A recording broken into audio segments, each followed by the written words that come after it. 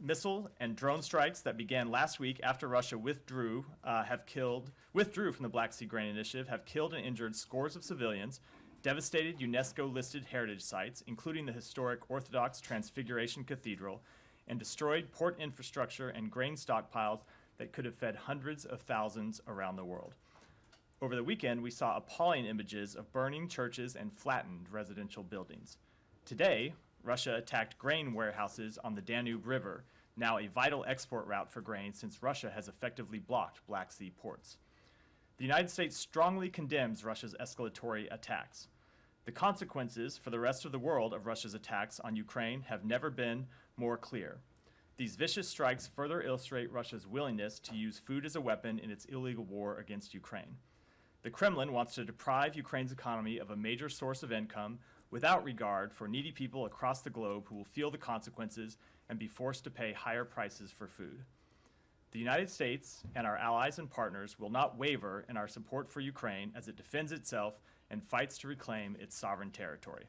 We will continue to support Ukrainians as they work to recover and rebuild, as you saw from the nearly $1 billion in assistance announced during Administrator Power's travel to Odessa and Kyiv last week. While we seek to help Ukraine rebuild and find alternate ways to continue its grain exports to the world, the Kremlin remains determined to cause destruction. Until Russia withdraws its forces and demonstrates that it has an interest in peace, it is our shared responsibility to demand that the Kremlin cease its attacks on Ukraine and its people, to help Ukraine defend its territory and protect its people, and to hold Russia to account for the suffering it chooses to inflict on so many. With that, Matt? Oh, really? Oh, I thought you said you had a couple. Couple of comments, not a couple of sets of comments. Oh, okay. All right. Well, listen, I'm sure we'll get back to Ukraine in a second, but I just want to start to see if we can clear up what's going on with Private Travis in North Korea. Has there been any contact between either the U.S. or the UN command and North Korea about his situation? Let me take them maybe in reverse order of the way you asked them. I saw the reports about contact between the UN command and North Korea. It is my understanding that there have been no new communications since last week, communications that happened in the early days. I think the reports may have resulted from a misinterpretation of the UN command's original statement, but I will leave it to them to discuss the details of that, but I'm not aware of any new communications other than those that happened in the very early hours or early days after he went across the border. Okay, and just on that, and those were all one way, right? Those were from the UN command or the U.S. to the North Koreans. In other words, there has been, you're not aware of any response on anyone. On the UN side, my understanding is that the North Koreans acknowledge they received the message. I'll let you decide whether that constitutes an actual response or not. They acknowledge that they received the message. On our side, as I said last week, we have a number of channels through which we're able to send messages to them. We've delivered the messages to North Korea, but we have as yet not received a response. And is that just the civilian side, or is that also your understanding of the military? My understanding is both sides. We haven't received any response. All right. Janet, go ahead. Thank you for that. The North Korean issues between UN command, and North Korea conversations. Can you tell what did North Korea demand from the U.S. in return to repatriations, private kings? We have not had any substantive communications with North Korea. We have made outreach to North Korea to let them know that we wanted to ascertain the whereabouts of Private King. We wanted information about his safety, but we have not received any response from them at all. Will the U.S. pay North Korea for King's return back home? I don't have any updates. I think it would be irresponsible for me to speculate about what might happen down the road when we have not yet even learned of his whereabouts, of his status, of his safety, or heard really any substantive response from the North Korean side. One more quick question. Last weekend, North Korea fired cruise missile capable of carrying a tactical nuclear warhead. Also, another ballistic missile fired was this morning. How to respond to North Korea's series of provocations on the 70th anniversary of armistice? We would once again urge the DPRK to refrain from escalatory actions. We remain committed to diplomacy and reiterate our interest in dialogue with North Korea without preconditions, but as is the case in our communications with respect to Private Keene, we have made our position clear and have not received any kind of substantive response from North Korea. Thank you. Nike? Thank you. Can we stay in North Korea? So earlier today, North Korea has fired a ballistic missile into the sea of its east coast. Do you have anything on that? Yeah, we've seen the reports. I will say that once again, as we said with respect to previous ballistic missile launches by North Korea, those launches are in violation of multiple UN Security Council resolutions, and we condemn them and would urge North Korea to refrain from such escalatory actions. Can you provide more detail on the upcoming U.S., Japan, South Korea Leaders Summit next month? I do not have any announcements in that regard. Deputy Secretary Sherman spoke to her counterparts on the trilateral partnership, and then in a readout that you you issued earlier today, you said that those officials work on the upcoming summit. Is it going to be held next month, August 18, in Camp David? I'm just not in a position to make any announcements around details at this point. You said the UN take care of these issues. I mean, North Korea's missile violations, but UN doesn't do anything since from a long time. They just give up because of China and Russia have the veto.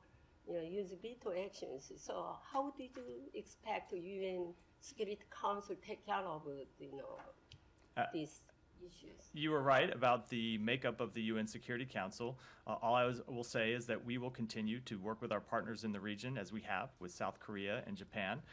We will continue to urge the DPRK to refrain from escalatory action. We would certainly welcome China participating as a positive force in this regard.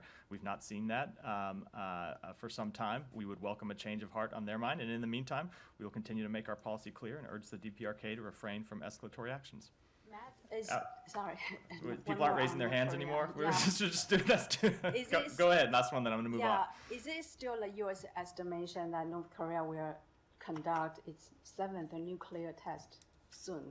And how concerned is the United States? We would obviously be concerned with any nuclear test, but I don't want to make any assessments from here. Alex, go ahead. Welcome back, Alex. Thanks so much. I assume that means I deserve multiple questions.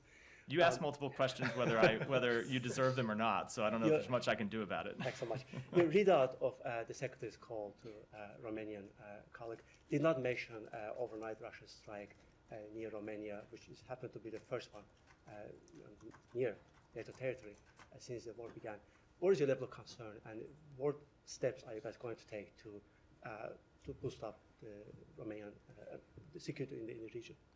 Well, I will say that since the outset of this conflict, we have made clear one principle with respect to our NATO partners, and we will continue to reiterate, and that is that we will defend every inch of NATO territory. The Secretary made that clear in his call with the Romanian Foreign Minister today. The President has made that clear on a number of occasions, and it continues to be one of our fundamental bedrock principles. Thank you. I want to shift to something else we discussed 2 Wednesdays ago offsite with you, which is about Russia, the American companies operating in Russia. You did come up with sanctions last week, but you're still lacking with business advisory to American companies. There are more than, according to the president, 600 companies left, but that contradicts against what we have heard from this podium in February, that 1,000 companies have left. There are compelling reports indicating that most of them have changed their promises and stayed there. They profited about 40 million in Russia and paid taxes, aka supported Putin's brutal war efforts. What steps are you guys going to take to prevent this from happening? I won't preview any steps that we may or may not take down the road. That's true with respect to all of our sanctions actions or enforcement actions, but I will make clear, as we have, that we would oppose any company, any individual that helps the Russian Federation profit off of this war or takes actions that would benefit the Russian government's prosecution of this war. We have imposed a number of sanctions in that regard. We continue to impose new sanctions, as you said, as recently as last week, and we will continue to look for ways to tighten the enforcement of those sanctions. Matt, today marks 17 months of this brutal war. You have no problem that there are still American companies are operating in Russia, earning money and funding Putin's war efforts? I don't have anything to add other than what I just said. Please come back to me later. I won't be respectful Yeah, of my go ahead. comments. Staying on Russia and Ukraine, I wanted just to come back to the call, the Secretary's call with his Romanian counterpart. Did they kind of agree or just have any specific discussions about these attacks on the Danube? You know, this is not just on the issue of Article 5, as you said, but you know, this is obviously very close to the border. And as you said, is potentially interrupting grain export routes from Ukraine. So is there like a specific message that the Secretary and the Romanian counterpart you know, agreed and that you want to sort of convey to the Russians? They did discuss the issue as well as the broader, excuse me, getting broader and black together, the broader Black Sea Grain Initiative, and the Secretary made clear that he would welcome Romania's support, as they would welcome the support of all of our allies and partners in the region in finding ways to restart the Black Sea Grain Initiative. As you know, President Erdogan said on Friday that he looked to have further discussions with President Putin to urge him to rejoin the Black Sea Grain Initiative. We obviously would be hopeful that there would be some success out of those discussions, but we're also mindful of the series of events since last week when Russia pulled out of the initiative that I outlined in my opening comments.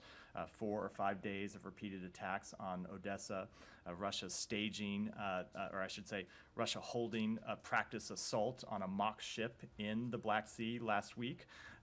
We've had information to suggest that they may be preparing a false flag operation. We believe they may be preparing a false flag operation. They're threatening of ships operating in international waters. And then just today, this attack on the Danube. So we will continue to consult with our partners in the region on how we might find alternative ways to get grain out of Ukraine, but recognizing that there is no perfect solution that would allow Ukraine to ship the same amount of grain as it did under the Black Sea Grain Initiative without the reopening of those sea lanes. There just simply isn't a way to get enough grain out through the Danube ports or over land or any other means. Right, so a separate.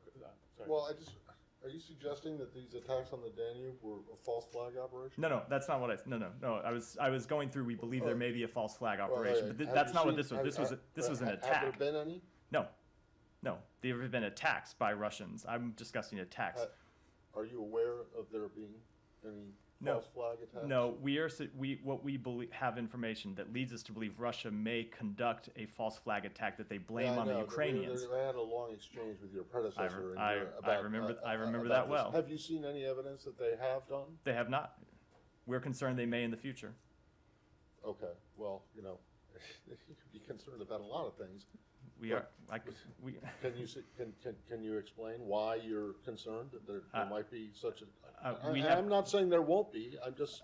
We have wanting to know we have why. information that leads us to believe they may, and I'm What not kind at of liberty to say any information? more than that. I am unable to get further into that information for reasons I think you understand. We have declassified certain intelligence and made it public.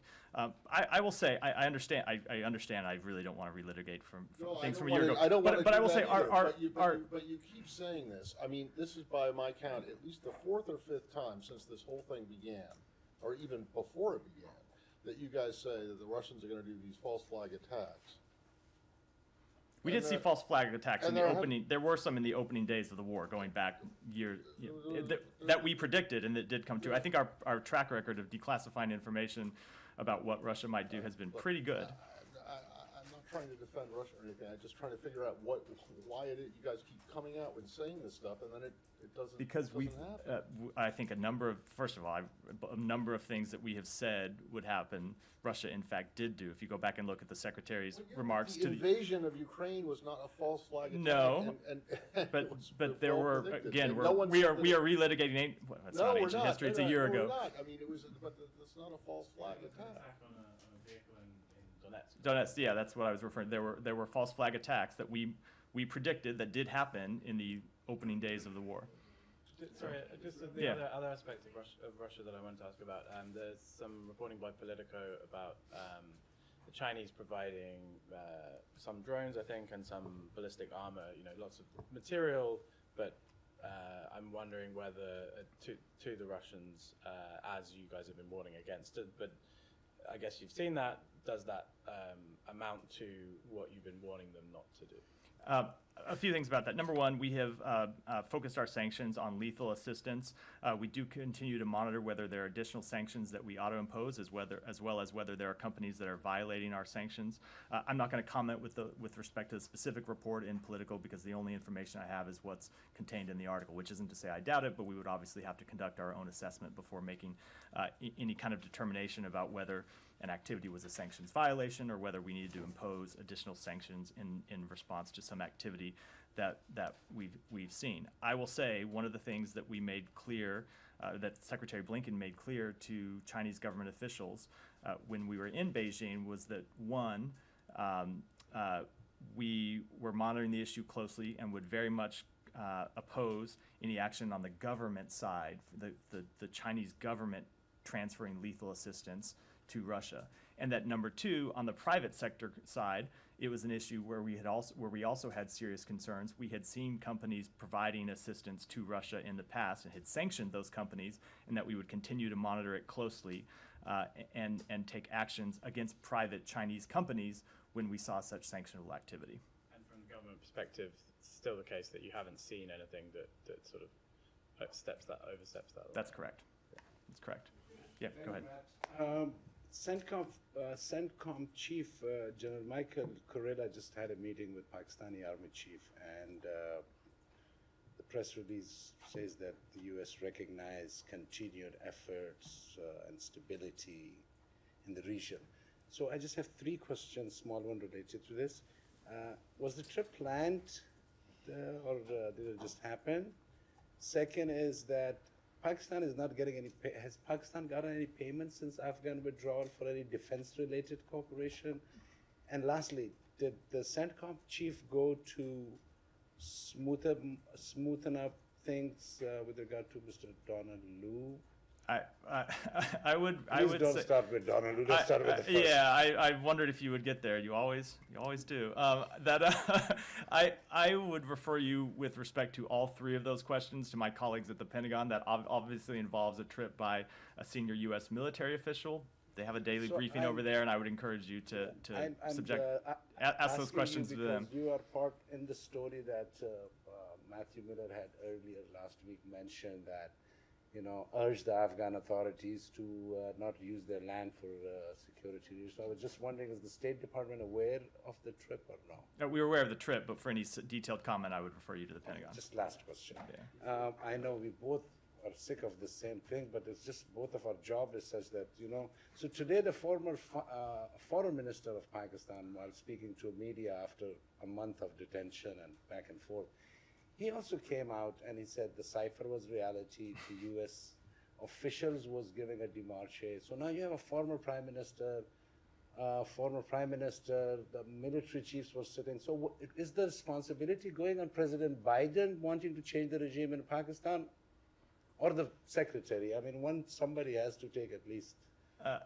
I feel like I need to bring just a sign that I can hold up in response to this question to say that allegation is not true. I don't know how many times I can say it. I will say, as I've said before, that the United States does not have a position on one political candidate or party versus another in Pakistan or in any other country. Go ahead. Thank you. Last week you sanctioned 14 Iraqi bankers over money laundering, but you haven't announced these sanctions on Iraq, and there are some Iraqi media says that the U.S. is going to impose more sanctions on Iraqi banks. Could you speak more on this new sanctions on Iraq? No, I would never preview any sanctions actions, whether they're going to happen or not from here. About last week's sanction on Iraq, you sanctioned 14 banks in Iraq, but you haven't announced it yet. I don't have any further comment. Okay, one question. Last Friday, Minister Safin Zey, head of Department of Foreign Relations of the Kurdistan region, was here. He met some people at the State Department, but they didn't met with Secretary Blinken. and we haven't seen any Kurdish leaders in Washington for a long time.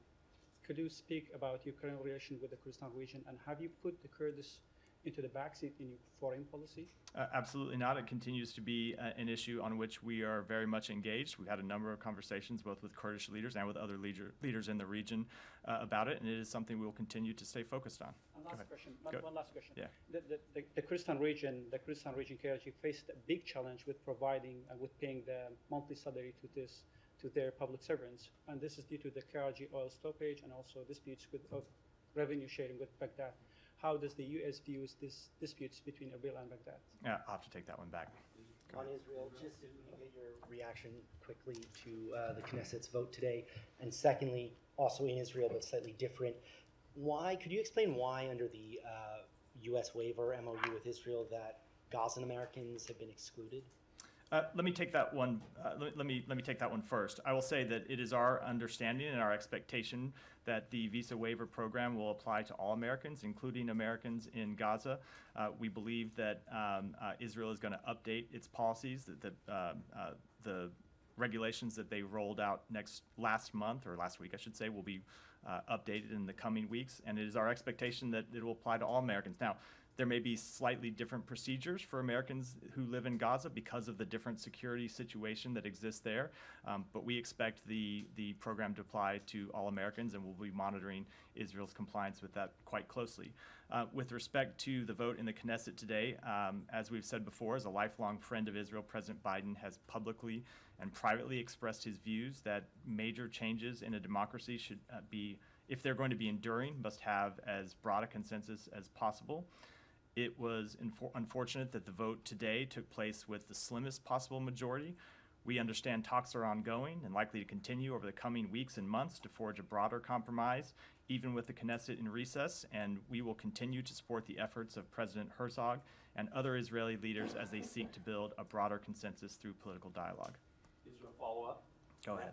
Yeah. Go ahead, but I will say I do always appreciate when the yelling the question before I've called on you is more likely to have me call on someone else. But go ahead for today. Okay. Well, anyway, while the State Department has indeed called on the Palestinian Authority to stop payments for murder of Jews in accordance with the Taylor Force Act, why will the State Department not demand that the Palestinian Authority repeal the law and further here? Why would they not demand that the Palestinian Authority repeal the law that mandates a salary for life for anyone who murders a Jew, and not making the repeal of this law a condition for renewed U.S. aid to the Palestinian Authority? And I have a follow-up. I will say that we have made very clear that we oppose escalatory actions, that we oppose violence against anyone, whether they be Israeli or Palestinian, and that Israel has a right to defend itself. Okay, the Jerusalem Post reports on July 15th of this year that Palestinian Authority President Mohammed Abbas is seeking to form a unity government with Hamas, being that Hamas is a genocidal terrorist organization. What is your elaborated response to the Palestinian Arab leadership that wants to embrace Hamas? We have made quite clear our feelings about Hamas as a designated terrorist organization. I don't think I need to elaborate on that any further. Go ahead. Thank you, Matt. On Cambodian election, you said Sunday is neither free nor fair.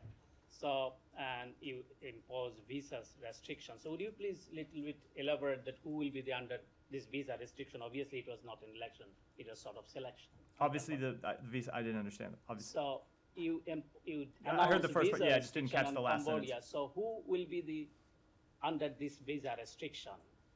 The Cambodian current regime leadership. We do not make those designations public. We make public that we have designated officials, but we do not make the names public as a matter of policy. Okay. On Bangladesh, if I may, countrywide massive protests going on in Bangladesh. Regime is attacking on opposition peaceful rallies where tens of thousands of people demanding ruling prime minister resignation. Internet shutdown in opposition rallies, including cell phone checking, arrest and filing thousands of cases against opposition leaders and workers. Even deceased opposition leaders are not spared by the current regime. So will U.S. imply the visa restriction those who are undermining democratic process and human rights in Bangladesh? So as a policy, we don't preview visa restrictions any more than we preview any other sanctions actions, as I said in response to questions about other sanction authorities previously in this briefing. But as Secretary Blinken made clear when he issued the policy on May 24th, these visa restrictions would apply to anyone who undermines the democratic election process in Bangladesh. Actions that constitute undermining the democratic election process include vote rigging, voter intimidation, the use of violence to prevent people from exercising their rights to freedom of association and peaceful assembly, and the use of measures designed to prevent political parties, voters, civil society, or the media from disseminating their views. Yeah, in Bangladesh, human rights defenders are being subject to threats, harassment, and prosecution from state and non-state actors. According to recent reports of the Center for Governance Studies, 86% human rights defenders face various obstacles. Funds control is another weapon in government hands, as the regulatory body NGO Affairs Bureau is under Prime Minister's office. So many international aid recipients organizations have been affected. Right workers are not getting their paychecks, as I heard from the ground. Do you think it is concerning for the U.S. as the largest development partner of Bangladesh? I would say that we, as a general rule, support everyone's ability to freely exercise their role in a democratic society. We oppose any restrictions on human rights, and I don't have any further specific comment than that. Yeah, go ahead. Yeah, just to follow up on the Cambodia statement that you put out yesterday, you said there's a pause on certain foreign assistance programs. Can you specify which programs, or at least what kind of areas they're in? They are, I can't detail the specific programs. We have communicated that directly to the Cambodian government, but I can say the amount totals $18 million in this fiscal year, and that the restrictions will extend into future fiscal years as well. 18, yes. Yeah. It's a serious amount of money, both this year and in coming fiscal years. And any particular areas there are, obviously there's like different humanitarian assistance, the assistance that you give to like political NGOs and those kind of things. Are there any specific sectors? I don't have any further details about them, but we can follow up afterwards. Maybe USAID can provide further details. Sure. And another follow up. The Prime Minister, since you've sort of said these elections were neither free or fair, Prime Minister Hun Sen has said his son Hun Manet is likely to take power in coming days. Do you have for coming weeks? I think. Do you have a specific response to that potential development? Only that we were troubled that the elections themselves were neither free or fair. As we've said, that Cambodian authorities engaged in a pattern of threats and harassment against the political opposition throughout the electoral process, denied the Cambodian people a voice and choice in determining their future of the country. I don't have anything further than that. It's a little bit backward looking, but Hun Manet is actually a West Point grad under a DoD/State Department program that brings in cadets to West Point. I wonder if there's any way that the fact that he might become the leader of a country through clearly undemocratic means would prompt you to review that program that allows allowing the son of the Prime Minister to come and study at the elite military institution in this country. Is that something that you would want to try and avoid happening in the future? I'm not aware of any reviews of the program that we will be undertaking. Yeah, go ahead. I wanted to ask about reporting that the United States is weighing a possible deal with China on fentanyl, that the administration is considering lifting sanctions on a police forensics institute around human rights abuses in exchange for Beijing's cooperation combating the fentanyl crisis. I was wondering if you could speak to that and what the administration, if not this, what else they're doing on fentanyl. We have not had any such discussions with Beijing. In fact, we have made quite clear to the Chinese government that we do not believe that the sanctions are in place prevent the defense minister from meeting with our Secretary of Defense, and we've made it clear that we think it is irresponsible to continue to not conduct military-to-military cooperation. It's a position that not just the State Department has made clear, but of course the Defense Department and the White House have made clear as well.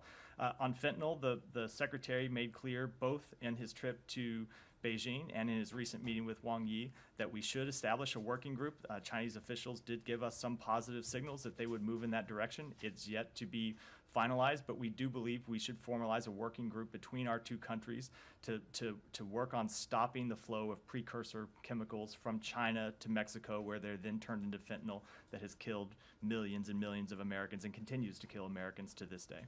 So just to clarify, the lifting of human rights abuses related sanctions related to fentanyl cooperation, that's not something that's been on the table. It's not something we've discussed with the Chinese government, no. And then just another question on Israel and the reaction to the judicial changes. What, if any, kind of consequences in reaction to this? The U.S. has been outspoken against it. Could this result in, potential negative repercussions between the U.S. and Israel over this? I would say that we have a long-standing friendship with the government of Israel that really transcends any one issue. And it is because of our friendship with the government of Israel and our friendship with the people of Israel that the president and other members of this administration felt the responsibility to speak out about this measure and express our concern. So we will continue to engage with the government of Israel about the other pending legislation in the coming weeks. But rather than think about this in terms of consequences to our relationship, we think of our relationship as one in which we have areas where we disagree and we cooperate, and areas where we do not hesitate to express concerns. Are you concerned about the backsliding of democracy that this could indicate as the relationship between Democrats? Place today with the slimmest possible majority. As the president made clear, we believe changes of this magnitude ought to be made with really the broadest consensus possible, and that did not happen here. Go ahead, Dita. Thank you. Dita. I have multiple questions on Iran. I'm warning you. So, duly warned. Yeah.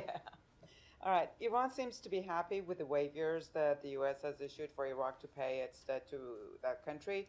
Today, your Iranian counterpart named Oman and Qatar as the third-party country where the money is going to be sent under last week's waiver. Can you confirm that it's going to Oman? I can confirm that Oman has indicated a willingness to receive a portion of these funds, and we expect that to happen.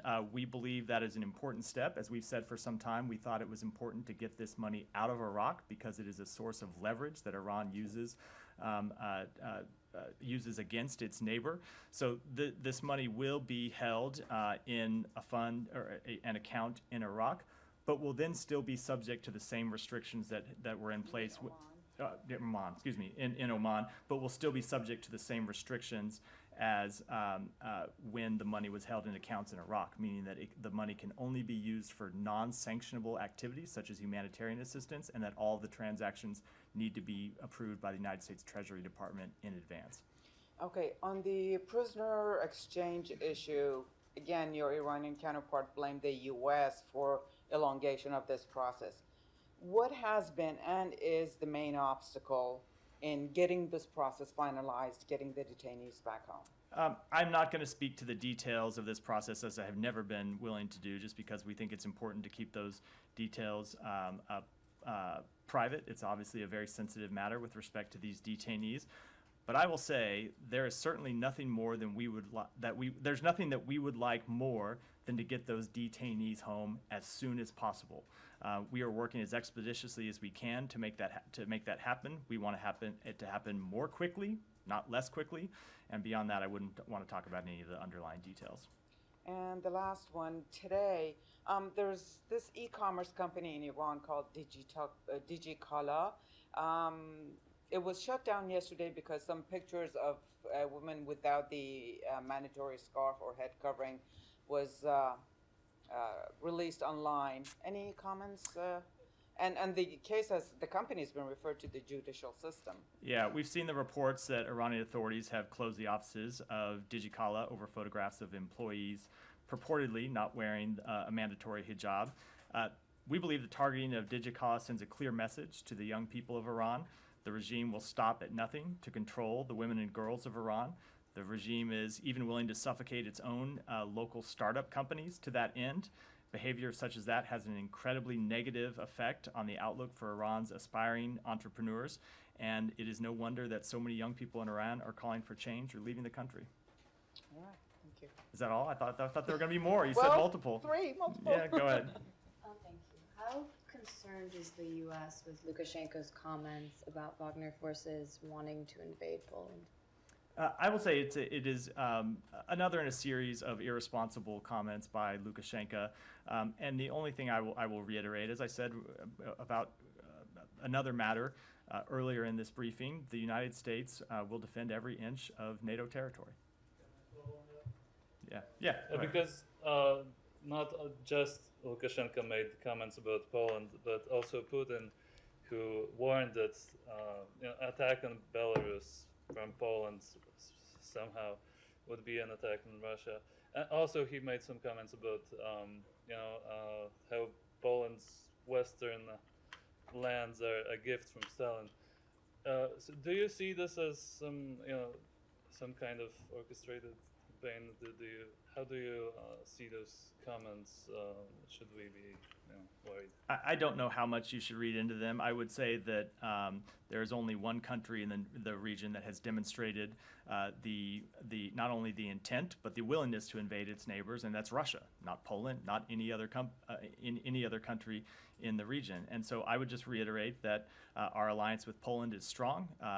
Poland is a NATO member, of course, and we will defend, if necessary, every inch of NATO territory. Yeah. So yesterday, Secretary of State said Russia has already lost the war in Ukraine, and Kiev has already retaken about 50% of the territory seized by Russia. He also maintained that the Ukraine counter-offensive is still in its relatively early days. But on the same day, Russian president asserted that Ukraine's counter-offensive failed. How successful do you think Ukraine's counter-offensive has been so far in terms of regaining territory from the Russian forces? Let me step back and without respect to this counteroffensive. That's right. Ukraine has already regained. Depends. If you look at if you include Crimea, it's somewhere. Ukraine has regained somewhere around 45% of its territory. If you look at the post 2014, not including Crimea, it's somewhere around 61% of its territory since the launch of the full-scale invasion. So Ukraine has already been incredibly successful in regaining territory that Russia had temporarily occupied. With respect to the counteroffensive, I'm not going to provide commentary about it from this podium. As I've said in the past, we will leave that to the Ukrainian military. I will reiterate from our perspective that Ukraine has everything it needs to conduct this counteroffensive. We have supplied them with an enormous amount of military equipment, as have our allies and partners both in Europe and around the world. And we will continue to do so. You can expect further announcements of military assistance in the coming days. We will continue to stand strong with NATO as it conducts this counteroffensive. Go ahead. I'd like to go to North Korea quickly. How long would you like to wait if there is no response from North Korea on private K? I don't know. What do you mean? How long would we have to wait? We would obviously love to get a response as soon as possible. Do you have any other options except to wait to hear from North Korea? I don't want to say anything other than that we will continue to make our position clear to North Korea. We do have a variety of channels through which we can send them messages. I'm not going to talk about all those details because they're sensitive in a case like this, but we are concerned about his safety, his well-being. We want him to be returned as soon as possible, so we will continue to work this case. And this week is going to be the 70th anniversary of Korean armistice. How are you going to mark this anniversary? Are you going to take this opportunity to send North Korea any message? I don't want to comment on what we might do in the coming days. Thank you so much, Matt. After a long time, I was trying to. In 2018, there's a lot of people in the room today. So the Canadian Federal Court dismissed the asylum petition of an activist associated with the Bangladesh Nationalist Party (BNP), branding it as a terrorist organization.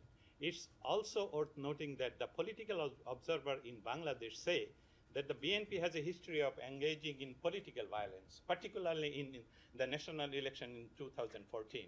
At that time, the BNP demanded an election under a caretaker government, which was earlier ruled unconstitutional by the Supreme Court of Bangladesh. As Bangladesh approaching its next national election, the ruling party has accused the BNP of attempting to initiate violence against by advocating for the reinstatement of the unconstitutional election-time government. What are your observations? My observations are that number one, we do not take a position with respect to any political party in Bangladesh or in other countries, but that we believe that Bangladesh and all countries throughout the world should have free and fair elections. All right, I'll take. I have go ahead with it's the follow-up. Yeah. In Bangladesh, media experts believe that the United States uses human rights issues as a tool of exert pressure on specific countries to further its own interests. They also argue that the U.S. often turns a blind eye to human rights violation in countries like India, Saudi Arabia, Israel, and other parts of the world. What is your perspective on this matter? I mean, I would note some tension in between the two questions. I would note that I would say that we raise human rights concerns when we have human rights concerns, when we see human rights violations, and we raise those concerns not with respect to countries with which we have strong partnerships and with countries where the partnerships are much more, shall we say, challenging. All right, Alex, go ahead, and then Michelle. Come to Michelle next, and we'll finish up. On human rights, on Azerbaijan. Azerbaijan arrested another opposition leader yesterday, Gubat Ibadoglu. They came up with some trumped-up charges against him, but what we do know is that he was a vocal critic of the government on economic policy and corruption, and was singled out by the president while he was teaching here in New Jersey. Do you have any comment on that? Have you heard about the case? Yeah, we are closely following the arrest of Gubad Ibadoglu. The United States remains strongly committed to advancing respect for human rights and fundamental freedoms. We urge Azerbaijan to protect the human rights and fundamental freedoms of its citizens, including Gubad Ibadoglu, consistent with Azerbaijan's own constitution and international obligations and commitments. Thank you. And one more, Georgia, if you don't mind. A group of former U.S. ambassadors, 5 ambassadors to Georgia, issued a statement last week urging the Georgian government to allow the President Saakashvili to obtain life-saving medical treatment. Do you support those calls? I'll just say we are monitoring Mr. Saakashvili's case closely. We are very concerned about his health. As we have said publicly and privately to the Georgian government many times, it is the government's responsibility to provide the medical care he needs to ensure his human rights are respected, and we will continue to monitor this case very closely. All right, Michelle, this will be the last one. Thank you. Do you have any updates on the passports backlog? Do you have any figures on the applications? And what's your reaction to the critics at the Capitol that the State Department is not doing enough in this regard? I will say we are working on this. We saw a record number of passport applications this year. We have surged resources to try and bring down the backlog. We are seeing some positive indications that that will happen. It was, of course, going to take some time to resolve. We had, as I said, an extensive number of applications. It is a high priority for everyone in this administration or in this department, from the senior leadership on down, and we remain determined to get those wait times down as soon as we possibly can. And do you have any numbers on the application? I don't, but I'll be happy to follow up with you. All right. Thanks, everyone.